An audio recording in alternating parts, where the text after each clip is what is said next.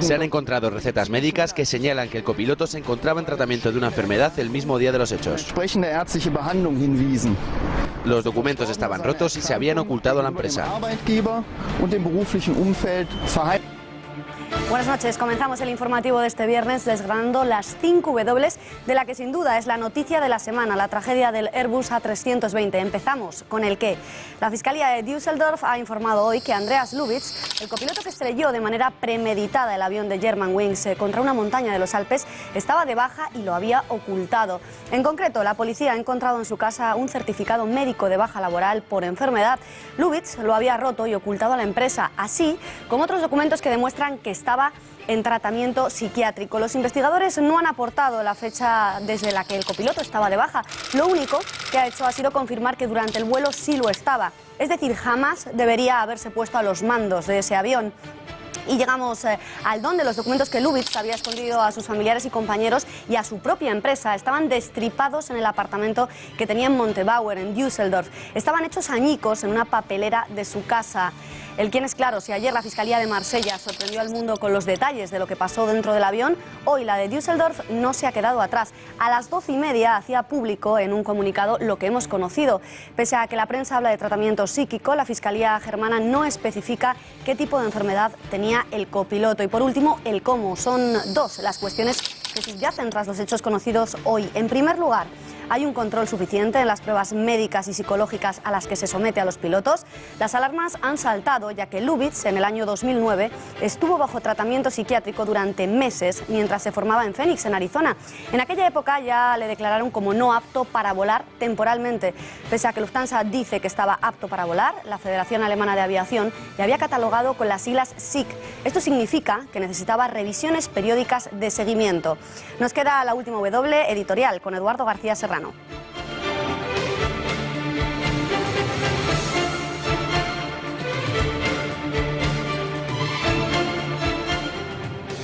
Parece que llevaba la depresión en el ADN de su historial médico. Los que le conocían lo sabían. La novia que le abandonó, sin duda, también. Ya padeció un episodio en su periodo de piloto en formación. Como piloto en ejercicio, otra crisis depresiva diagnosticada, pronosticada y medicada le ha llevado a matarse haciéndose acompañar de 150 inocentes. Lufthansa, la compañía aérea más rigurosa del mundo, por ser del país más estricto y disciplinado del mundo, Alemania, no hizo nada por controlar a Andreas Lubitz, más allá de los exámenes de rutina a los que somete a todos sus pilotos. Nadie lo previó, a pesar de las señales pasadas y presentes que indicaban que Andreas Lubitz volaba frecuentemente con las alas de la depresión.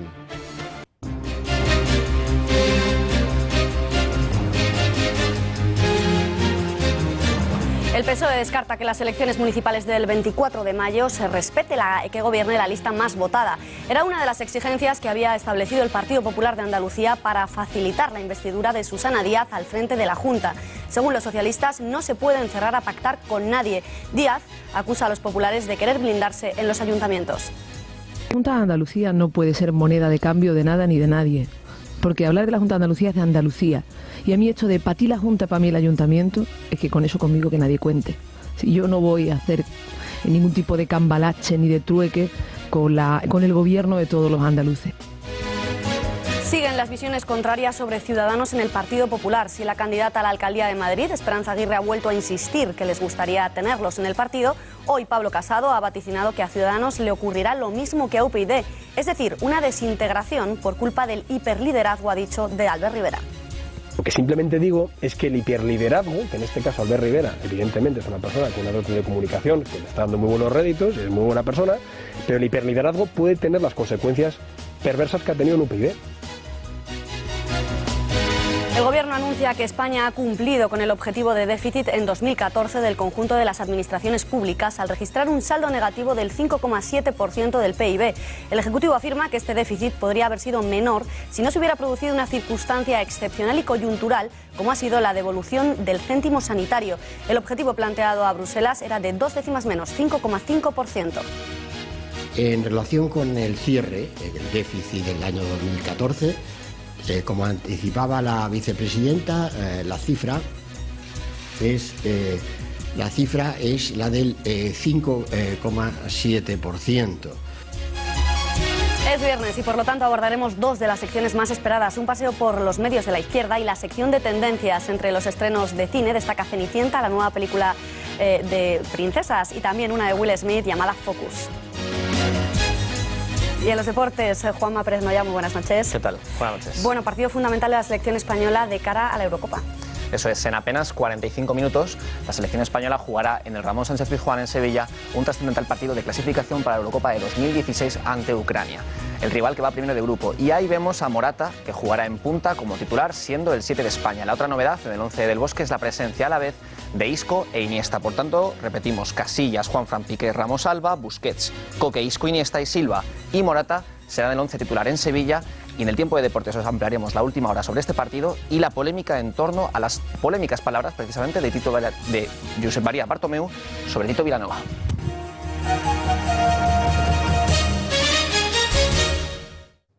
A las 3 de esta tarde ha dado comienzo el mayor éxodo de vehículos del año, las vacaciones de Semana Santa, un periodo de 10 días en el que las carreteras del país soportarán más de 13 millones de desplazamientos de vehículos. Y ojo a los excesos de velocidad y a ponerse al volante tras haber consumido alcohol o drogas, porque 1.800 patrullas de la Guardia Civil de Tráfico y 12 helicópteros, 6 de ellos equipados con el radar Pegasus, vigilarán especialmente estas infracciones. Las previsiones de la Dirección General de Tráfico es que se produzcan en esos días más de 13 millones de viajes, un 4,7% más de los que se realizaron en la Semana Santa del año pasado. Cuando son las 8:06 conectamos con la DGT para saber el estado de las carreteras. Carlos García Nuño, muy buenas tardes. Buenas tardes, tenemos a esta hora complicaciones únicamente ya en Barcelona y nivel amarillo, circulación lenta con paradas intermitentes en la B20 en ambos sentidos y en la C58 en Sant Quirze del Vallès, sentido Terrassa. También se van a encontrar con retenciones a esta hora en Valencia, en la V30, en Quart de Poblet, sentido A7, en Murcia, en la A7 y en la 30 cerca de Murcia capital y en Granada, en la 44 cerca de la capital, sentido Padul. Muchas gracias. Esta es la previsión de las carreteras. Detengámonos un minuto más en lo que ocurrirá en los cielos, porque, atención, podríamos vivir la primera Semana Santa en la que no lloviese. Fátima García Manzano, muy buenas noches. El buen tiempo primaveral ha llegado este viernes y parece que viene para quedarse. Durante este primer fin de semana predominará el tiempo anticiclónico, seco y soleado, excepto en el extremo norte, donde se registrarán algunas precipitaciones débiles con posibles bancos de niebla matinales. En el resto de la Semana Santa continuará el anticiclón afectando a todo el territorio español con cielos generalmente poco nubosos o despejados, con lluvias tan solo también en el extremo norte. Las temperaturas continuarán ascendiendo de modo progresivo hasta llegar a ser incluso altas para esta época del año, puesto que las máximas pueden llegar hasta los 30 grados en la mitad sur peninsular. Los vientos en toda España serán de componente del norte, bastante flojos en general, aunque algo más intensos en el noroeste peninsular. Así que cuelguen sus abrigos, guarden sus botas y salgan a disfrutar del buen tiempo. Gracias, Fátima. Andreas Lubitz, el copiloto que estrelló el pasado martes de forma premeditada el Airbus A320 en los Alpes, estaba bajo tratamiento psiquiátrico, medicado y tenía un certificado de baja médica el día del siniestro.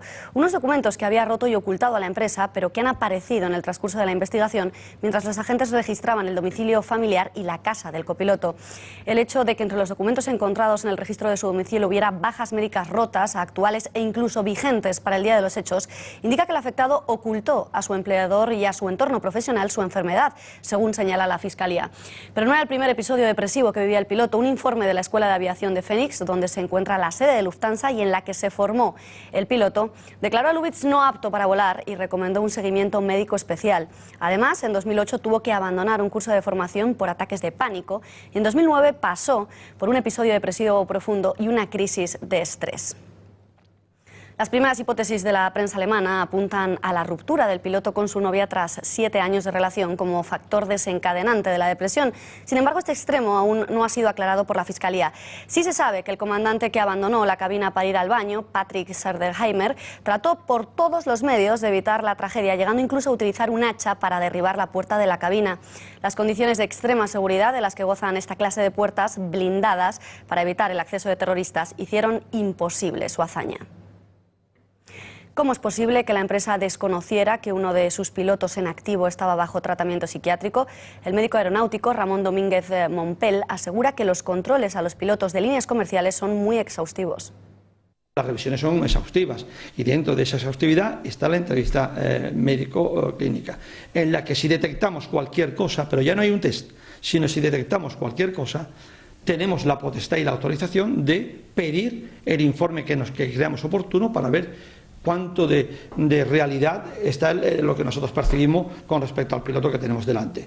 Y mientras que no traiga el informe, no lo hacemos nuestro. Y si no lo hacemos nuestro, no hay renovación de licencia.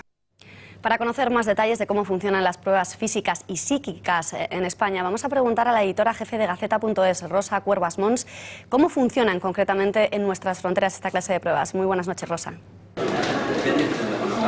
Buenas noches, Beatriz. En España es la Dirección General de Aviación Civil la encargada de otorgar las licencias de vuelo y también la responsable de determinar qué criterios debe cumplir un candidato. Y en el plano de la salud hay dos partes diferenciadas. La física, el candidato se somete a un examen médico, a un análisis de sangre, un análisis de orina, pruebas cardiológicas, pruebas auditivas y pruebas de visión para descartar cualquier problema en este sentido. Y en la parte psiquiátrica, el candidato pasa un exhaustivo y riguroso examen con un psiquiatra en el que se trata de descartar pues cualquier trastorno suicida, de la personalidad, psicópata, etcétera. Y después pasa una entrevista con un psicólogo en el que se analiza su personalidad, rasgos como su capacidad de resistencia al estrés, la empatía o la asertividad.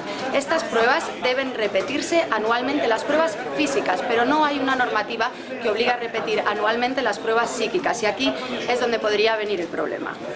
Muchas gracias, Rosa. Para analizar qué ha podido llevar a este piloto a cometer la atrocidad de estrellar un avión con 150 personas a bordo, contamos ya con la presencia de Elena Berazaluze, psicóloga forense, a quien ya saludamos. Hola, señora doctora Berazaluze. Muy buenas noches. ¿Cómo calificaríamos lo ocurrido el martes? ¿Podemos decir que ha sido un suicidio, un asesinato masivo? Bien, parece que la Fiscalía dejó claro que se trataba de un acto voluntario y todo apunta a que estemos hablando de un tema de suicidio, ¿no? Sin embargo, yo creo que es importante que aquí tengamos en cuenta los factores de riesgo para el suicidio y es posible que fueran altos, ¿no? Había antecedentes psiquiátricos de larga duración, era una persona medicada, había una ruptura sentimental, no hacía demasiado tiempo, de una relación larga también, había estrés laboral, de hecho hablaban de que en épocas anteriores no podía con el estrés que le generaba la propia formación y la propia profesión. Es decir, parece que todos los factores de riesgo apuntan que podría ser un suicidio como tal. Se habla de que el copiloto estaba en tratamiento psiquiátrico, que escondió la baja. ¿Qué le podría haber motivado, qué le podría haber llevado pues, a esconder esta baja? Porque él quería volar por encima de todo, pero luego por otro lado se suicida, matando además con él a 150 personas. ¿Es normal que una persona en depresión, una persona por una ruptura sentimental sumado a esos factores de estrés pueda estrellar un avión? Es algo que, sobre todo para que la gente pues, comprenda el grado de lo preocupante que puede ser una depresión. Bien, me gustaría apuntalar que yo creo que sería irresponsable también por nuestra parte el hacer juicios de valor sin haber hecho una autopsia psicológica y determinar el estado mental del copiloto y poder valorar, ¿no?, qué circunstancias pudieron llevarle a esto. ¿Es normal que una ruptura sentimental genere esta masacre? Obviamente no, ni es, sobre todo no es una causa, ¿no? No podemos hablar de causa y efecto. Una decir, que tú, por ejemplo, ¿crees que esta persona tenía ya unos problemas de inestabilidad anteriores que a lo mejor se vieron acrecentados tras la ruptura, sumado a la depresión? Claro, lo que estamos viendo por el goteo que nos llega es que sí que parecía que tenía una inestabilidad afectiva importante, ¿no?, con crisis hace tiempo y ahora hay precipitantes. Incluso parando a pensar en lo importante que para él era el pilotar un avión, que parece que era una motivación importante en su vida, el hecho de recibir una baja laboral, desde luego que la rechazó, ¿no? A mí me llama mucho la atención el que rompiera la baja. No es ya solamente que lo esconde, que no lo cuenta. Como si le diera rabia, ¿no? Sino que estamos viendo un acto de rabia, ¿no? Ya de venganza, yo a tanto creo que no podemos llegar ni debemos. Doctora, por la información que tenemos hasta ahora, pues esas informaciones que vamos conociendo de las cajas negras, todo parece indicar que fue un acto absolutamente premeditado, pues por ejemplo en el hecho de que los audios que se escuchan dentro de las cajas negras, la respiración era de una persona absolutamente pues, calmada, pausada, como si lo estuviera realizando de forma fría, fue una cosa que estuviera ya pues pensada y decidida, ¿no? Lo único que tenemos claro es que no tenía que haber volado y que él, a sabiendas de que estaba de baja, lo ocultó y voló. O sea, su intención obviamente era volar. que eso signifique que tenía planeado estrellar ese avión con toda esa gente. Yo creo que tendríamos que ver el nivel de conciencia que tenía, o si estamos en una fase aguda de la depresión donde hay una visión en túnel, donde no soy capaz de valorar las consecuencias de mis actos, sino simplemente mi necesidad de acabar con la vida, ¿no? ¿Se puede saber, se puede adivinar, se puede vaticinar de alguna manera que una persona con depresión puede estar planeando suicidarse? ¿Hay algún signo de alarma, algo que lo indique? Es cierto que cuando hacemos una autopsia psicológica vemos que sí que había habido cambios en la actitud y en los comportamientos, pero no debemos olvidar que el que se quiere suicidar va a generar una conducta de disimulación, para que nadie pueda entorpecer la finalidad de su deseo, que es acabar con su vida, con lo cual es importante que me hagas esta pregunta, porque los familiares de personas que se suicidan tienden a culpabilizarse con un ¿cómo no me había dado cuenta? Y es imprevisible, ¿verdad? ¿no? Es absolutamente imprevisible. Quizá el ojo clínico podría sospechar, pero nunca sería certero. Clarísimo. Muchísimas gracias, doctora Berasaluce. Gracias. Seguimos hablando de este asunto porque el grupo Lufthansa ha anunciado un nuevo procedimiento de seguridad por el que obligará a todos, en todas sus cabinas, a que haya siempre 2 miembros de la tripulación autorizados en la cabina de pilotaje, siguiendo así las recomendaciones de la Agencia Europea de Seguridad Aérea. En el caso de Swiss Air lo hará inmediatamente, y en el caso del resto de las compañías del grupo de pasajeros se irá implementando poco a poco este nuevo procedimiento, pero han dicho que lo harán tan pronto como sea posible. Es que poco a poco vamos conociendo los detalles que han hecho posible esta tragedia. Hoy mismo la Fiscalía de Düsseldorf detallaba la situación médica de Lubitz y desmentía algunas de las informaciones aparecidas en la prensa. Durante los registros no se han encontrado ninguna carta de despedida, nota reivindicativa, tampoco indicios que delaten ningún tipo de trasfondo político o religioso, aunque destaca el carácter obsesivo del copiloto, que tenía todas las paredes de su casa forrados con emblemas y pósters de Lufthansa. Se han encontrado recetas médicas que señalan que el copiloto se encontraba en tratamiento de una enfermedad el mismo día de los hechos. Los documentos estaban rotos y se habían ocultado a la empresa. Hoy la vicepresidenta del Gobierno, Soraya Sáez de Santamaría, tras el Consejo de Ministros, ha asegurado que forenses españoles participarán en el reconocimiento de los cuerpos y ha reiterado que desde el Gobierno se reforzará la atención a las víctimas. Los familiares de los fallecidos recibirán una indemnización de en torno a los 300.000 euros. También vamos a reforzar la oficina de atención a víctimas. Como saben, esta es una oficina que se constituyó como consecuencia de un Real Decreto que aprobamos en el año 2013, que después se desarrolló por una orden del Ministerio de Fomento en el 2014. En este caso, a diferencia de otros siniestros como el de Mal, es un número más amplio de víctimas y se va a reforzar con funcionarios especializados tanto del Ministerio del Interior como del Ministerio de Fomento y de Defensa, que Llama la atención la entereza de los que lo han perdido todo. 72 horas después de la tragedia, los familiares de las víctimas han querido agradecer el esfuerzo a los voluntarios, a la policía, a los Mossos, los bomberos, la gendarmería francesa y muy especialmente a la Fiscalía de Marsella, que ha dado un ejemplo al mundo de transparencia y de valentía. Agradecer también a todos los voluntarios, a todas las organizaciones, la policía, los Mossos de Escuadra, la Cruz Roja, la gendarmería. Toda esa gente ha hecho una labor impresionante. Al fiscal general de Marsella, por la valentía que ha tenido de enfrentarse a 300 familiares con la mente perturbada por el dolor. Viajaban en ese avión mi primera mujer, mi hija mayor y una nieta. Hemos disfrutado de 37 años maravillosos con nuestro hijo en persona. Hemos disfrutado de una vida familiar pues muy amorosa, somos una piña. Si hay que ir a recoger algo, pues iremos, pero al debido tiempo. Los responsables tienen que hacerse cargo y ser consecuentes y asumir sus responsabilidades. Ha vuelto a nacer, así se siente el pasajero que no se subió al avión de milagro. En el último momento decidió no volar y cambiar al avión siguiente. Gracias a alguien no se montó en ese avión, es lo que dice. Oye, veo que no te interesa el vuelo de hoy porque no me has dicho nada, no se ha emitido el billete. Digo, no, ya hablaremos luego y lo sacamos por la tarde.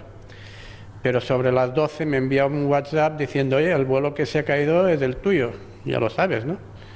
Digo, bueno, pues gracias a alguien, pues no nos hemos montado en él y hemos vuelto a nacer, ¿no? Las probabilidades no han cambiado.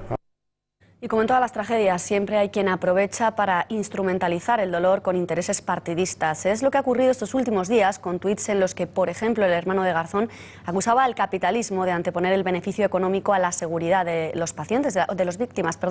Máximo Pradera acusaba al gobierno de estrellar países enteros contra la austeridad y Beatriz Talegón hacía una mezcla imposible en la que trataba de reivindicar las muertes de la hepatitis C con los fallecidos en el accidente aéreo. Aunque sin duda miserable es el publicado por Anisin Moyan de Podemos, quien, atención, decía no sentir la muerte de 2 pasajeros turcos a los que calificaba de cerdos. Eduardo, ¿qué dirán ahora cuando, pese a ellos, no ha sido el capitalismo de una gran compañía la responsable del siniestro, sino la depresión de un piloto? Pues no dirán nada, Beatriz, absolutamente nada. Inundaron la red de tuits disparatados, echándole la culpa de la tragedia aérea de los Alpes a la usura y a la codicia del capitalismo, como si el avión de Germanwings lo hubieran reparado con plastilina y saliva para ahorrar costes y engordar la cuenta de resultados. Para ellos, la culpa del accidente la tiene el feroz capitalismo de la Merkel, que obliga a trabajar a sus pilotos comerciales como a la chusma encadenada a los remos de las galeras. La realidad de los hechos, o sea, la verdad, les ha desmontado su cuento incendiario de esclavos y proletarios difundido paradójicamente a través del símbolo universal del capitalismo, inventado además por la inteligencia militar de la opresora potencia imperial norteamericana, Internet. Es lo que tiene el capitalismo, que como abre tantos supermercados, hasta los tontos están de oferta y en Internet los regalan, te los llevas puestos a casa en cuanto te conectan el ordenador. Mi pasión. El PSOE descarta que en las elecciones municipales del próximo 24 de mayo se respete que gobierne la lista más votada. Era una de las exigencias que había establecido el Partido Popular de Andalucía para facilitar la investidura de Susana Díaz al frente de la Junta.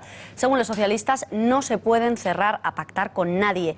Díaz acusa a los populares de querer blindarse en los ayuntamientos y dice que ella no está ni para cambalaches ni para trueques raros. La Junta de Andalucía no puede ser moneda de cambio de nada ni de nadie. Porque hablar de la Junta de Andalucía es de Andalucía. Y a mí esto de para ti la Junta, para mí el Ayuntamiento, es que con eso conmigo que nadie cuente. Si yo no voy a hacer ningún tipo de cambalache ni de trueque con el gobierno de todos los andaluces. Las pinzas políticas son de uso frecuente en España. En los años 90 se inauguró la pinza contra natura por excelencia, la que hicieron José María Aznar y Julio Anguita para acabar con la hegemonía del PSOE. Aquí lo estamos viendo. Felipe González la descalificó con términos escatológicos. Tras muchos años de poder convergente en Cataluña, CiU fue desplazada del poder por la pinza tripartita entre PSC, los comunistas y Esquerra.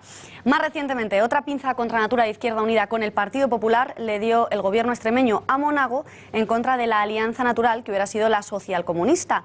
En Andalucía sucedió exactamente lo mismo, pero al revés. La pinza PSOE-Izquierda Unida le quitó el gobierno al PP, que había ganado las elecciones. Hoy, Susana Díaz no quiere pinzas con nadie para gobernar en la Junta. Eduardo, ¿por qué ahora Susana no quiere pactos? No quiere pactos Susana Díaz porque no quiere pinzas, ¿eh?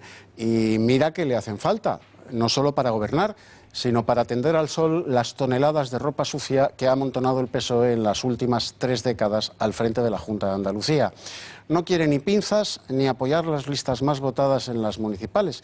Quizás sospecha que no van a ser las suyas y no quiere que el PSOE se quede colgado de las pinzas del PP o de Podemos. La verdad es que Susana Díaz no quiere pinzas, pues al igual que en Venezuela ya no hay papel higiénico, en Andalucía se han acabado las reservas de pinzas, porque los andaluces se las ponen todos en la nariz cada vez que el PSOE gana las elecciones. Gracias, Eduardo. Cambiamos de asunto porque el Partido Popular nombra más a Albert Rivera que su propio partido. Hoy el portavoz de Campaña Popular, Pablo Casado, ha vaticinado a Ciudadanos su desaparición por, dice, el hiperprotagonismo de Rivera y ha querido justificar también el error de Floriano al pronunciar mal el nombre de la formación naranja. Lo que simplemente digo es que el hiperliderazgo, que en este caso Albert Rivera evidentemente es una persona con una dote de comunicación que le está dando muy buenos réditos, es muy buena persona, pero el hiperliderazgo puede tener las consecuencias perversas que ha tenido en UPyD. él en ningún caso lo ha dicho por ninguna estrategia. Él es extremeño y si su pronunciación en catalán no es la óptima, pues yo creo que no se debe... No se le debe... Lo he hablado con él muchas veces. Él simplemente se ha referido a ese partido como Ciudadanos o como Ciudadanos. Yo me refiero a ellos como Ciudadanos porque soy de Palencia y se me da fatal probar otras lenguas. ¿Fue un error o fue intencionado? ¿Quería Floriano con su fallo circunscribir el partido de Rivera al ámbito catalán? Lo recordamos.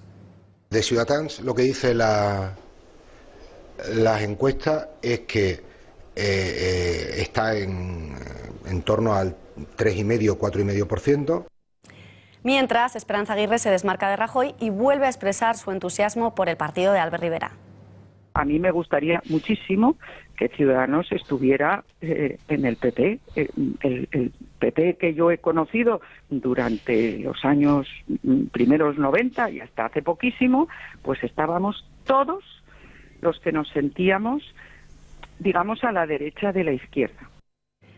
Eso decía Aguirre, y el candidato del PSOE a la alcaldía, Antonio Miguel Carmona, prefiere, dice, una derecha como la de Ciudadanos a una de imputados como la del PP. Todos los que conozco de Ciudadanos me parecen personas honradísimas y Albert Rivera también me parece una persona sensata. Ahora, ¿con quién te prefieres enfrentar? Yo prefiero enfrentarme con lo que algunos llaman que es la derecha en Madrid, que es decente, que es Ciudadanos, en vez de enfrentarme con una lista de imputados. El Partido Popular de Madrid ha dicho que va a llevar una lista, que puede llevar imputados en la lista. Según publican varios digitales, la estrategia de Génova para hacer frente al auge del partido de Rivera es vincularlos al PSOE. Consideran que su problema es que tiene que encontrar muchos candidatos y algunos dicen tienen antecedentes, por ejemplo, que salieron mal parados del PP o del PSOE. De hecho, apuntan a que Ciudadanos no logrará tener candidatos en municipios menores a los 20.000 habitantes y tratará de atar las principales urbes de España. Y hoy Mariano Rajoy, el presidente del Gobierno, está de cumpleaños. Cumple 60 años y está convencido de que seguirá siendo presidente a los 61. Celebrará su cumpleaños con una cena íntima con su padre, su esposa Viri y sus hijos en Moncloa. Y unos días de vacaciones en Semana Santa en Doñana. La única diferencia con la celebración con cualquier otro viernes cualquiera es que soplará las velas y recibirá algunos regalos. Desde aquí le felicitamos.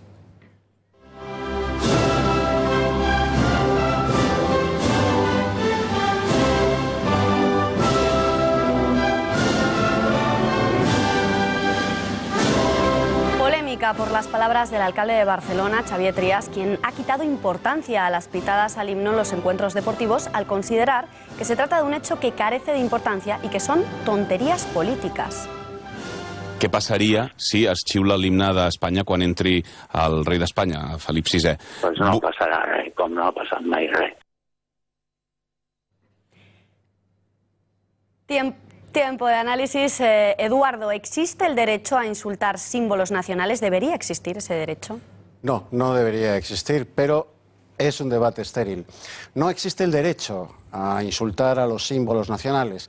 Ahora hace falta saber si existe la voluntad de protegerlos. Nada más fácil que un comunicado de los clubes implicados exigiendo a sus aficiones respeto y un aviso de las autoridades, incluso por vía del decreto ley, contemplando graves sanciones económicas y deportivas a las personas y entidades que no respeten los símbolos de todos. Pero para eso hace falta voluntad de defender esos símbolos. Y eso es el verdadero problema. No que alguien quiera abuchear un himno, sino que los que cobran de lo que representan esos símbolos no tengan agallas para defenderlos.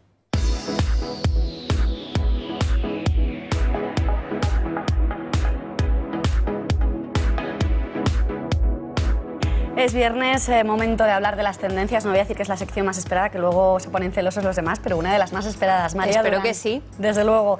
Creo que nos tienes que contar una novedad de moda que no nos la podemos perder todas las que queramos estar un poquito... Bueno, no te quiero hacer la pelota, pero he hecho un poco la sección pensando en ti. Muy bien, me parece. Dos amigas jóvenes, españolas, emprendedoras, guapísimas y que han tenido esta idea maravillosa y que además te van a sonar mucho sus caras. Bless de Mes, algo así como bendecir el caos, es la marca detrás de la cual están dos jóvenes españolas. la top model internacional Elisabeth Mas y su socia, la diseñadora Andrea Ruiz. Pues Bless de Mes es un proyecto en común entre dos amigas que, bueno, las dos hemos estudiado moda y siempre queríamos hacer alguna cosa en común dedicado al tema de moda, pero por A y por B, bueno, nuestras vidas se separaron un poquito, pero en 2013 sí que encontramos justo el momento y bueno, lanzamos esta marca que está todo hecho en Barcelona y que nos dedicamos sobre todo para ropa para la mujer. Diseñan jerseys, bolsos y shorts, pero sus prendas estrellas son sin duda las chaquetas. No hay ninguna it-girl nacional o internacional que se resista a ellas. Hay un contraste en las chaquetas entre el blanco y el negro, que serían los colores más clásicos, y entonces las líneas muy rectas, muy puras. Y sí que lo hacemos el gran contraste con la explosión de color que serían los puños, que es mucho más llamativo, entonces contrarresta un poco y consigue un equilibrio que creemos que es interesante. También lo ha sacado Poppy Dell'Avena y bueno, cuando lo vimos no nos lo creíamos, estamos muy emocionadas.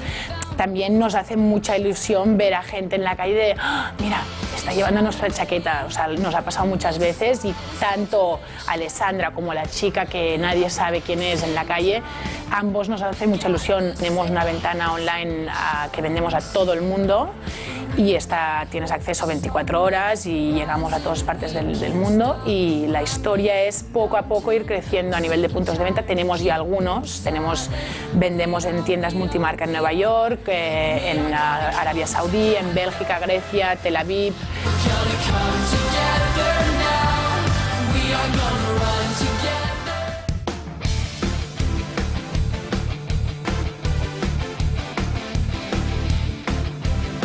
Tiempo para los deportes. Juanma, quedan 15 minutos escasos para el partido clave de la selección que se va a celebrar en Sevilla. Exacto, en el Ramón Sánchez Pizjuán. 15 minutos en los que quedan para el partido clave en el que España se jugará su posible clasificación para la Eurocopa de 2016 en Francia. Como hemos comentado antes, Del Bosque sale con Isco e Iniesta en el centro del campo y Morata, el nuevo 7 de España, jugará en ataque. Este partido será clave, ¿por qué? Porque marcará el futuro de la selección española en la clasificación para la Eurocopa de Francia de 2016. Y vamos a ver precisamente por qué será clave. Sí, ¿lo podemos ver? Sí. Lo vemos porque, como vemos más o menos en pantalla, ahora mismo Eslovaquia es la líder del grupo de España. España está a 3 puntos. Si España ganase este partido, podría aspirar al liderato, que se jugaría en 2 partidos más adelante, contra Eslovaquia, con quien perdió en la ida, y contra Ucrania el próximo 12 de octubre.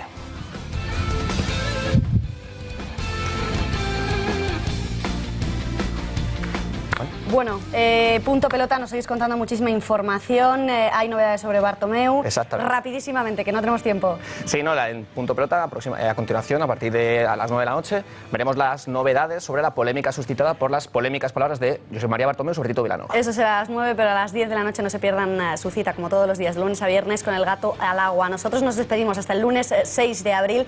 Que pasen una buena Semana Santa. Gracias por confiar en Intereconomía.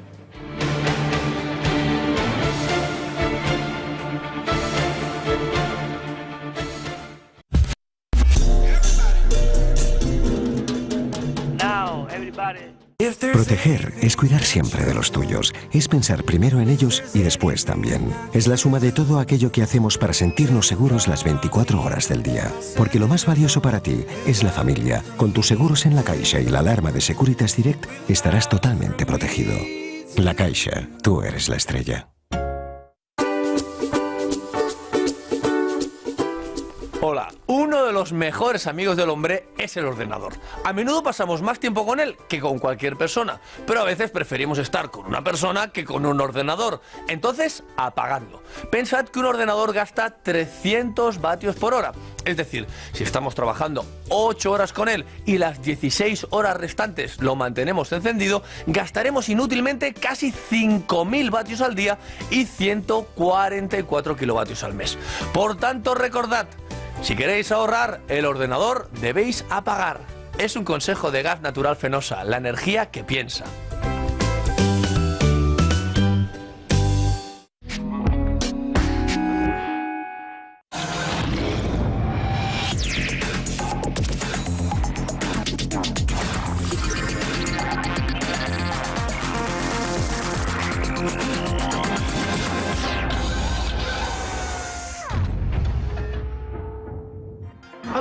Bienvenidos a Tecnología de Punta. En esta temporada de frío en Moscú, cuando la noche es más larga que el día, nos alistamos a hacer un largo viaje en busca de los secretos que esconde el sol.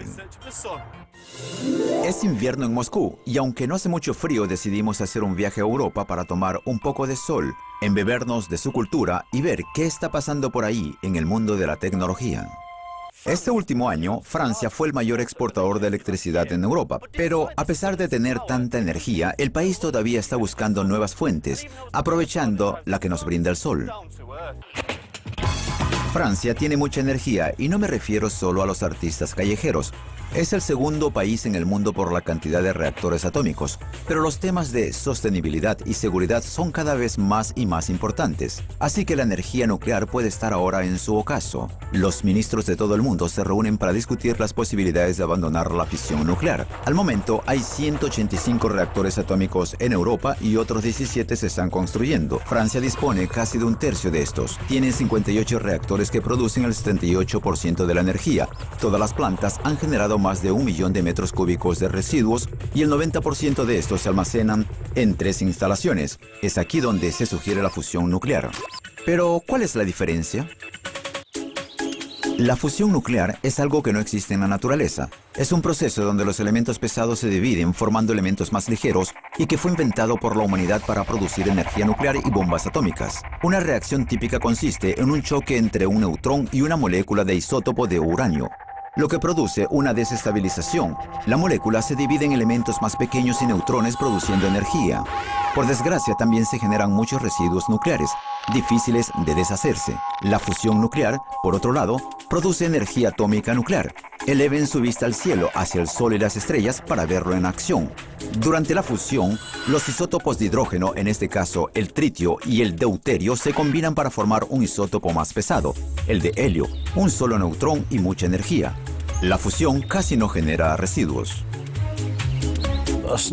La idea de ITER se discutió por primera vez en un foro nacional en Washington en 1975. Junto con el líder de las investigaciones de energía termonuclear en Estados Unidos, elaboramos un informe sobre lo que se podía hacer y cómo se podía hacer. Entonces, en 1975, decidimos que había que crear lo que hoy en día llamamos la plataforma tecnológica. Era el ITER. Eso lo establecimos en 1975 y desde aquel momento simplemente seguimos el plan. Velihov propuso al entonces secretario general del PECOS, Mikhail Gorbachev, que lo mencionara en la cumbre de Ginebra en 1985. Lo discutió con el presidente Reagan y así nació el Reactor Termonuclear Experimental Internacional, o ITER por sus siglas en inglés. Europa, y Francia en particular, buscaba diversificar sus fuentes de energía, así que se integró al proyecto junto con Japón. En el 2006, el acuerdo ITER, que define el orden de construir, administrar y discontinuar el reactor, fue firmado, y la primera piedra fue por fin puesta en 2007. Ahora la construcción va sobre ruedas y atrae inversores cada día. ITER también significa vía en latín, lo que quiere decir una vía para la fuente de energía innovadora. Se sitúa en Karadache, al sur de Francia, y se considera uno de los actos de cooperación científica internacional más ambiciosos. La Unión Europea, India, Japón, China, Rusia, Corea del Sur y Estados Unidos, que juntos cuentan con más de la mitad de la población del mundo, participan en el proyecto buscando llegar a esta meta energética. Producir energía por fusión nuclear no es fácil. De por sí, la propia construcción de la planta es un desafío. La superficie de ITER cuenta con 60 hectáreas y es una de las superficies planas artificiales más grandes en el mundo. Las rutas de acceso que unen la obra con el puerto se reforzaron para que pudiera soportar lo que se transporta. Francia, país anfitrión, asumió la mayor parte de la infraestructura, pero el tamaño del proyecto es demasiado grande para un solo país. Ya que es un proyecto internacional, es muy importante asegurarnos de que nadie se quede atrás. Países diferentes, componentes diferentes, es importante suministrarlos en el momento correcto. Hay que prestar atención a la compatibilidad. La naturaleza no tiene ninguno de estos problemas e inventó la fusión hace tiempo. La temperatura en el núcleo del Sol es de 15 millones de grados Celsius. Esto, combinado con su enorme masa y densidad, crea condiciones perfectas para la fusión. en realidad tan perfectas que producen 620 millones de toneladas de hidrógeno cada segundo. Después de la construcción comienza el trabajo real. En el corazón del complejo está el reactor de fusión que recrea las condiciones del centro del Sol, aquí, en la Tierra. El deuterio y el tritio están igualmente cargados, así que para superar su repulsión natural, que ocurre tan fácilmente en el Sol, deben ser calentados a más de 150 millones de grados al vacío. A esa temperatura forman un plasma que se confinan en un campo magnético en forma de toroide, o hablando en cristiano de donut. El plasma es calentado por electricidad y las paredes de la cámara deben soportar las condiciones de intenso calor y vacío.